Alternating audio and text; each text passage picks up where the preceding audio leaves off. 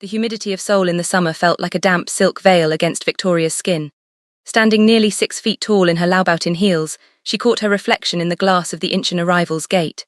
Her skin, a deep, radiant bronze inherited from her South African mother and her diplomat father's lineage, glowed under the airport lights.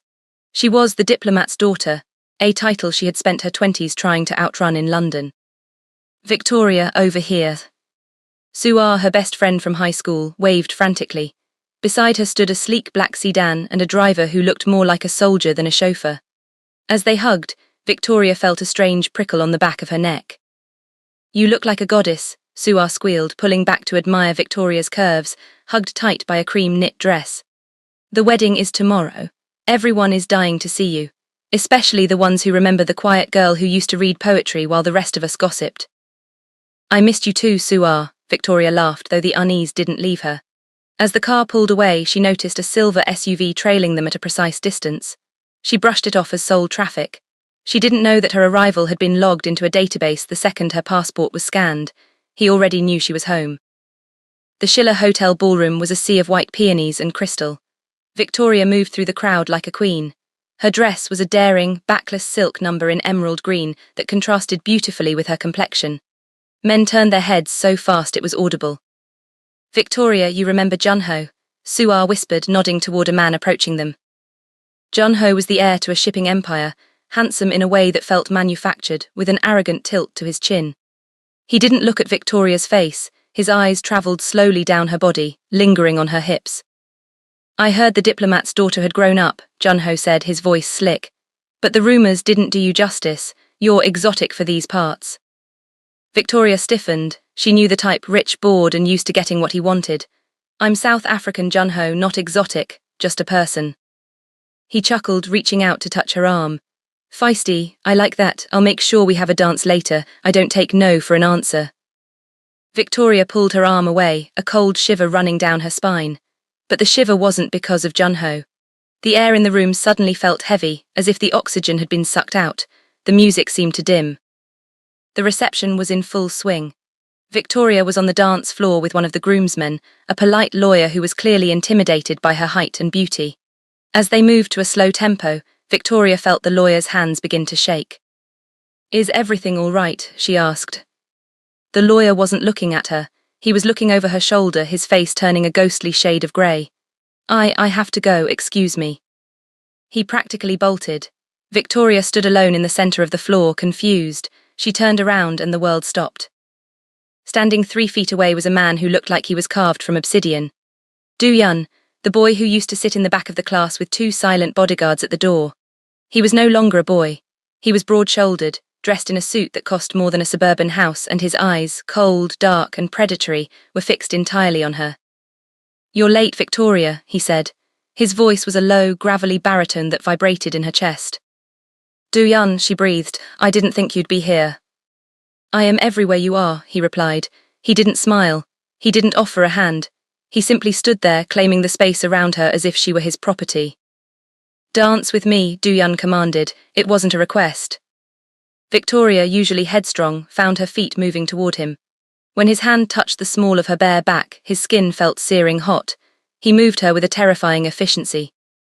"I heard you were in London," she whispered, trying to regain her composure. "I heard you took over your father's business." "The Mafia lord," Do-Yun's lip curled in a cruel mock smile. "Is that what they call me now? It's accurate enough." He leaned into her ear, his breath ghosting over her skin. "Do you remember the lilies you received every Tuesday in high school, Victoria? And the red roses that arrived at your flat in London every week for 3 years?" Victoria froze. "Those were from an anonymous admirer. I thought it was a classmate." "It was me," he hissed. "And the boy you dated in your 2nd year, the one who disappeared after your 3rd date, he didn't lose interest. I gave him a choice, his tongue or his life. He chose his life." Victoria tried to pull away, horror dawning on her. "You're insane. You ruined my life from thousands of miles away." "I protected what was mine," he said, his grip on her waist tightening until it almost bruised. "And now that you're back in my city, the games are over." Before Victoria could scream or flee, Junho, the Keeble heir, stepped over, fueled by expensive whiskey and misplaced confidence. "Hey, I was supposed to get this dance," Junho snapped, reaching for Victoria's hand. Do-Yun didn't even look at him. With one hand still firmly on Victoria's waist, he used the other to grab Jun-ho's wrist. There was a sickening pop sound. Jun-ho let out a strangled yelp, dropping to his knees. Do-yun, stop, Victoria cried, grabbing his arm. Do-yun looked at her then, his eyes devoid of any warmth. You like this trash, Victoria? Is this what you want? A man who smells of gin and unearned money. He looked down at Jun-ho as if he were an insect. If you look at her again, I will burn your father's shipyards to the ground with you inside them. Move. Jun-ho scrambled away, clutching his wrist in terror. Do-yun turned back to Victoria, his gaze scanning her emerald dress with blatant disapproval. This dress is too revealing, he said coldly. You're showing the world what only I am allowed to see. We're leaving. I am not going anywhere with you, Victoria snapped, her diplomatic spine finally returning. Do-yun stepped closer, towering over her. You think you have a choice? Look at the doors, Victoria. She looked. At every exit stood two men in black suits, their eyes fixed on her. The entire hotel was under his thumb. I've waited 10 years, Do-yun whispered. You're going to learn that in Seoul there is no law but me. The ride to the penthouse was silent and suffocating. Victoria sat pressed against the door of the Maybach, watching the neon lights of Seoul blur into streaks of cold blue and neon pink. Do-yun sat on the opposite side, tapping a rhythmic, predatory beat on his knee. My father will find out about this, Victoria said, her voice trembling despite her effort to remain stoic. He has connections in the Blue House. You can't just abduct a diplomat's daughter. Do-yun didn't even look at her. Your father is a man of peace, Victoria. I am a man of results. He has already been informed that you are staying with an old friend for your safety. He thanked me. You lied to him. I bought him, Do-yun corrected coldly. I funded his latest charitable foundation in Cape Town. He thinks I'm a philanthropist. He has no idea his daughter is currently sitting in a car with a monster. He finally turned his head, his dark eyes raking over her curves. And you aren't going to tell him otherwise, not if you want him to keep his position. The car pulled into the private garage of a skyscraper that pierced the clouds. The elevator ride was ear-poppingly fast. When the doors opened, Victoria was met with a sprawling, minimalist penthouse. It was beautiful, but it felt like a tomb. Do-yun stripped off his suit jacket, tossing it onto a leather sofa. Underneath, his white shirt strained against his muscular frame, the faint outline of tattoos visible through the thin fabric. There are 3 bedrooms, he said, pointing toward a hallway. You will stay in the master suite with me. Your luggage has already been moved from the Schiller. I am not sleeping in your bed, Victoria snapped. Do-yun walked toward her, his pace slow and deliberate. Victoria backed up until her calves hit the edge of the floor-to-ceiling window. The city lights were 1,000 miles below. You've spent years in London giving yourself to boys who didn't know your worth, he said, his voice dropping to a dangerous whisper. He reached out, his thumb tracing the line of her jaw, his touch rough. You think you're so independent, so modern. But here you are mine. You will eat when I say, you will dress how I like, and you will sleep where I tell you. He leaned in, his scent, sandalwood and expensive tobacco, filling her senses. You're a beautiful, spoiled girl, Victoria. It's time you learned how to serve a king. The next morning, Victoria woke up to the sound of shouting. She had managed to lock herself in the guest room the night before, though she suspected Do-yun had let her have that small victory out of sheer boredom. She walked into the living area to find Do-yun standing by the window, his back to her. In front of him stood Jun-ho, the Keeble heir from the wedding. Jun-ho's arm was in a sling, and his face was flushed with a mix of fear and arrogance. My father owns the docks, Do-yun, Jun-ho yelled. You can't just snatch a woman like her, she's a high-profile guest, if you don't hand her over the police. Do-yun moved faster than Victoria could blink. He grabbed Jun-ho by the throat and shoved him against the glass wall. The police work for me, your father works for me, you are a fly buzzing around my head, Jun-ho. He looked over his shoulder and saw Victoria standing there in a silk robe. A cruel light sparked in his eyes. You want her, Do-yun asked Jun-ho. Look at her, she's stunning, isn't she, but she's too much for a boy like you. He let go of Jun-ho's throat and looked at Victoria. Victoria, come here, tell this pathetic boy who you belong to. Victoria stood frozen. She looked at Jun-ho, who looked at her with a mix of lust and desperation, and then at Do-yun, whose expression was pure icy dominance. I don't belong to anyone, Victoria said firmly. Do-yun's face darkened.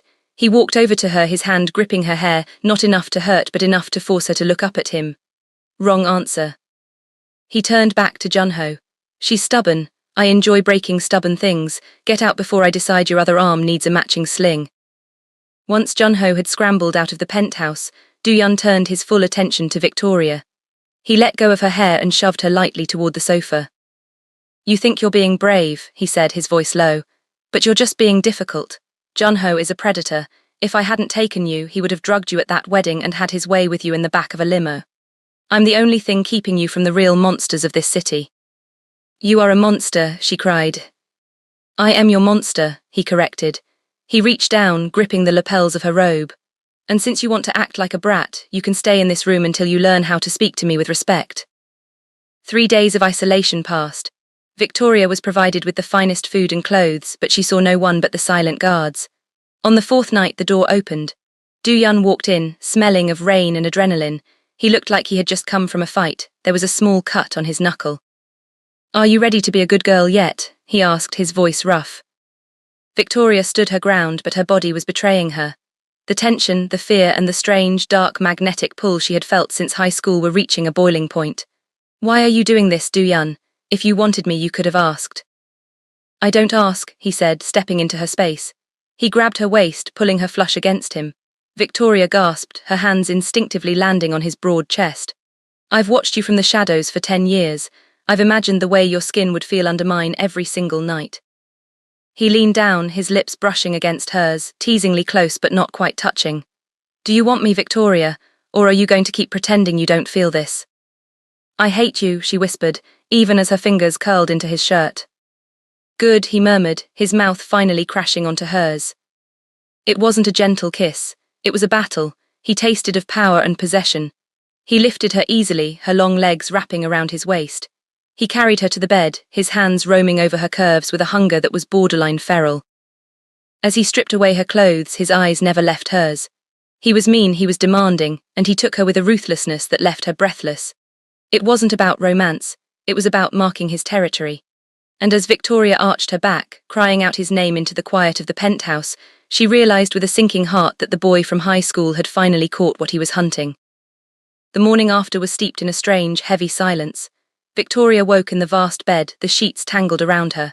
Doohyun was already gone, leaving only the faint scent of his cologne. Her body ached, a testament to the night's fierce encounter. She was violated, claimed, yet a part of her felt a confusing tremor of something akin to surrender. It was a terrifying realization. She found him in the living room, dressed in another impeccable suit, nursing a cup of coffee while staring out at the cityscape. He didn't acknowledge her presence directly. There's a car downstairs, he said, his voice flat. It will take you to your fitting. I've arranged for a new wardrobe. You won't be wearing anything that invites the gaze of other men again. Victoria felt a fresh surge of defiance. You can't just buy me new clothes and expect me to be okay with this, Doohyun. What we did last night. He finally turned, his eyes piercing. What we did was exactly what was always going to happen, Victoria. I laid my claim. You resisted, I took. It's the natural order of things. You are mine now, understand that. He walked over to her, his finger tracing the delicate line of her collarbone. This is not a game. This is your life now. And if you try to run, I will find you. And when I do, I will make you regret every single step you took away from me. The fitting was a small boutique, opulent and entirely empty save for a terrified seamstress and 2 of Doohyun's silent bodyguards. Victoria was presented with racks of clothes, beautiful, expensive, but all conservative. High necklines, long sleeves, flowing skirts. Nothing that showed skin. Nothing that hinted at the woman beneath. He wants to erase me, Victoria thought, her anger simmering. This is all exquisite, Victoria said, her voice dripping with sarcasm. But I don't see anything for dancing or for a night out. The seamstress, looking pale, gestured vaguely to a few cocktail dresses. These are approved, ma'am, nothing too revealing. Victoria picked up a stunning, deep blue gown that was floor-length with a modest neckline, but hugged her curves with exquisite precision. This one then, and a few like it. I'll make sure he sees what he's missing. As she tried on the dress, a bold thought sparked in her mind. Doohyun wanted control, but control could be twisted. She would wear the clothes, but she would wear them on her terms. She would be his queen, not his doll. It was a dangerous game, but Victoria had always thrived on challenging authority. Meanwhile, Junho was stewing in a private hospital suite, his wrist wrapped in a thick cast. His pride was more damaged than his bones. He had tried to challenge Doohyun and been publicly humiliated. But Junho was not one to back down, especially not when a woman of Victoria's caliber was at stake.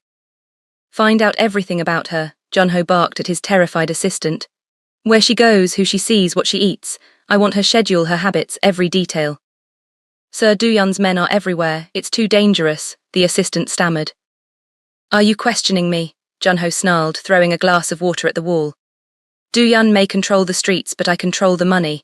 And in this city, money can buy anything, even a few minutes with a woman he thinks is his. I will not let that bastard win. She will be mine. He had seen the way Duyun looked at Victoria, like a starving wolf eyeing its prey. Junho didn't want Victoria out of love, he wanted her because Duyun wanted her. It was a game of status, and Junho refused to be the loser. He knew Duyun had a public appearance coming up, a charity gala he couldn't miss. That would be his window. A week later, Victoria was escorted to a high-profile charity gala. She was dressed in the deep blue gown she had chosen, her dark skin luminous against the rich fabric. Duyun met her at the top of the stairs, his eyes raking over her with an almost imperceptible nod of approval. You look tolerable, he said, his voice flat, but a possessive light danced in his eyes. He offered her his arm, his grip firm and unyielding. As they walked into the ballroom, every head turned. The whispers followed them like a Greek chorus. Is that Duyun's new woman? She's the diplomat's daughter. He's claimed her. Duyun didn't acknowledge the crowd.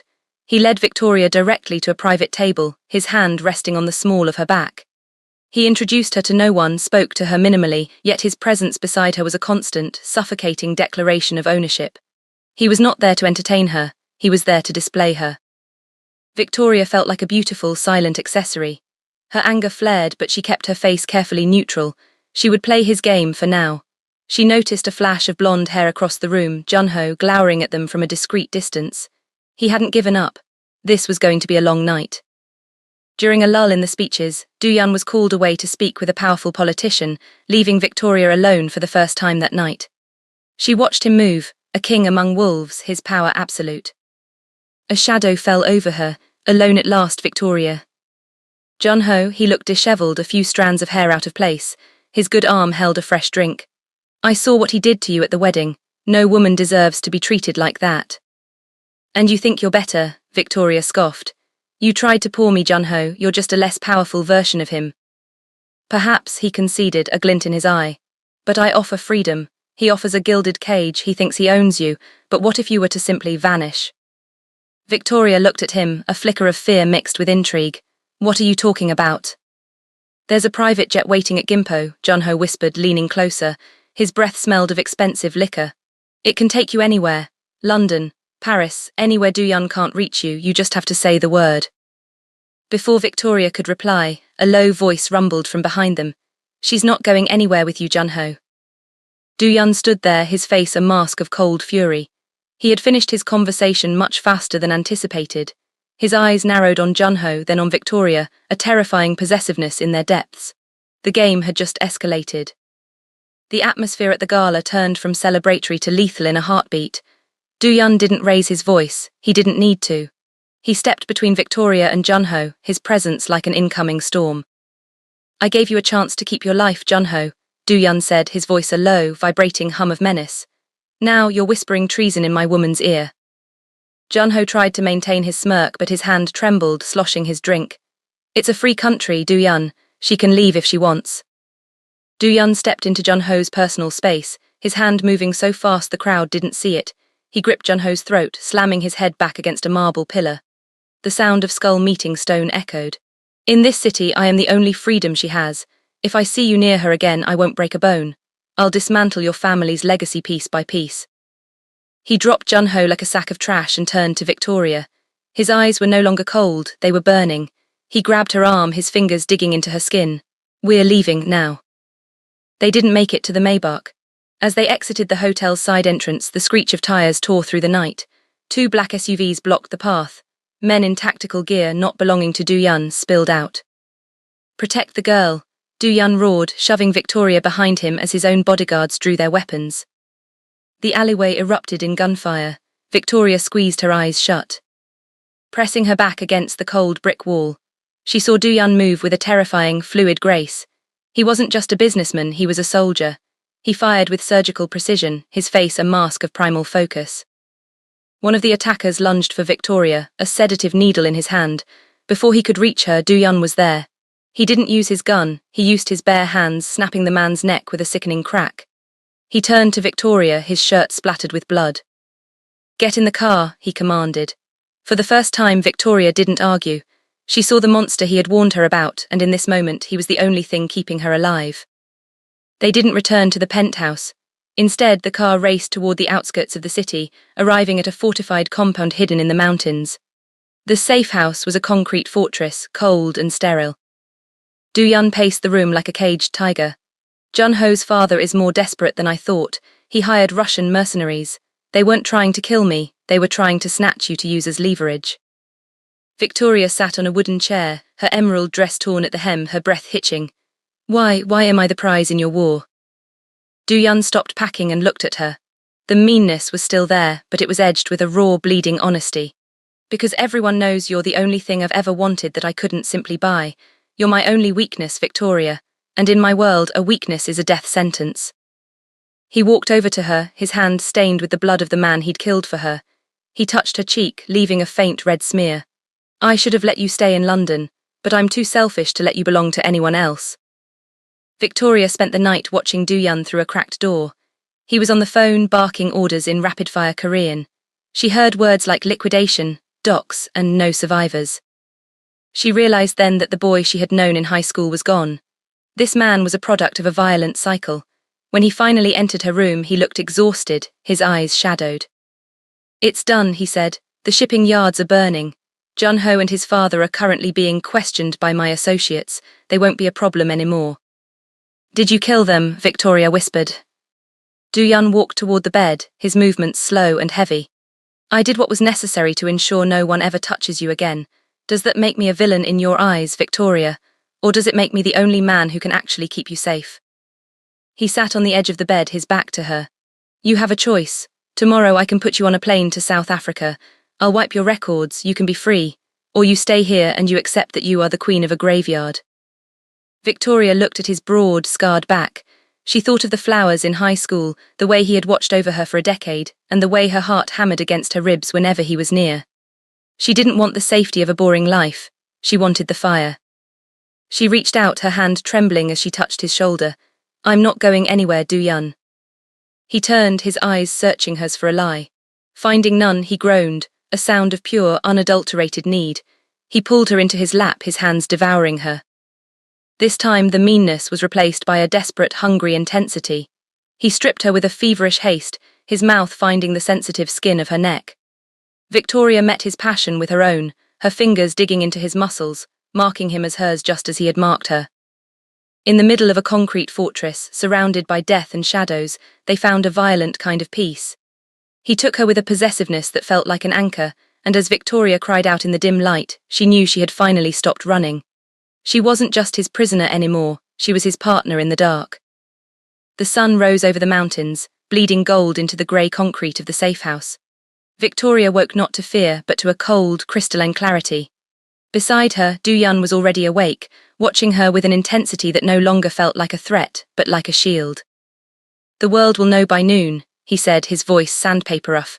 "They will know that Jun-ho's empire has fallen and that you are the reason I burned it." Victoria sat up, the silk sheet slipping down her bronze skin. She didn't reach to cover herself. She looked him in the eye, her diplomatic poise hardening into something more formidable. "Then we shouldn't keep them waiting. If I am to be the queen of a graveyard, I expect to be dressed for it." Du-yun's lips tilted in the first genuine smirk she had seen, a flash of pride in his dark eyes. He leaned over, kissing her with a slow, possessive heat. "My beautiful, blood-stained rose." By midday, they were back in the heart of Seoul. The news was flooded with reports of a massive electrical fire at the Jun-ho family docks and the sudden retirement of his father from the shipping board. The underworld, however, knew the truth. Du-yun held a meeting at a private club beneath the city. The heads of the 5 major families were there, sweating in their designer suits. Victoria walked in 2 steps behind Du-yun, wearing a black tailored suit that hugged her tall, curvy frame, her hair slicked back. She looked like a goddess of war. "From today," Du-yun announced, his voice echoing in the vaulted room, "Victoria handles the diplomatic side of our international shipping. Any insult to her is an act of war against me." One elder began to protest, a woman, a foreigner. Du-yun didn't even speak. He simply placed his hand on the table and the room went silent. The elder lowered his head. Victoria realized then that Du-yun wasn't just being mean to her, he was mean to the entire world to ensure no one dared look at her with anything but awe. Before they left the club, Du-yun led Victoria to a soundproofed room in the back. Inside, Junho sat tied to a chair. He was no longer the arrogant heir, he was a broken man, his face bruised and his spirit shattered. He wanted to see you one last time, Du-yun said coldly, leaning against the doorframe, watching Victoria's reaction. Junho looked up, his eyes unfocused. Victoria, please, he's a monster, he'll destroy you. Victoria walked up to him. She looked down at the man who had tried to kidnap her, who had seen her only as a trophy to spite a rival. She felt no pity. You didn't want me, Junho, she said softly. You wanted his power, but you're too weak to hold even a fraction of it.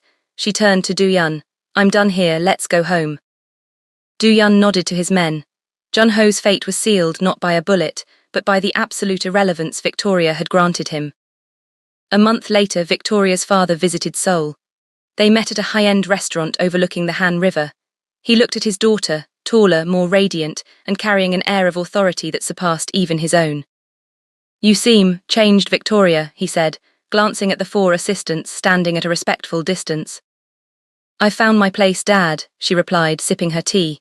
Du-yun and I are expanding the trade routes. We're doing things the traditional way, but with a global perspective. Her father sighed, a man who knew the world was rarely black and white. As long as you are happy and safe. I am the safest woman in the world, she said, and she meant it. As she left the restaurant, Du-yun was waiting in the car. He pulled her inside, his hands immediately finding her waist, his possessiveness as constant as the North Star. He was still the mean, silent boy from school, but he was hers. The story of the South African beauty and the Korean Mafia lord became a legend in the Seoul underworld. They were an unstoppable force, the diplomat's grace and the dragon's fire. Every Tuesday, Victoria still received lilies.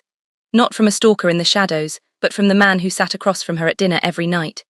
He was still demanding, still jealous, and still ruled their lives with an iron fist, but Victoria had learned how to wield that fist alongside him. As they stood on the balcony of their penthouse, looking out over the city they now owned together, Du-yun pulled her back against his chest.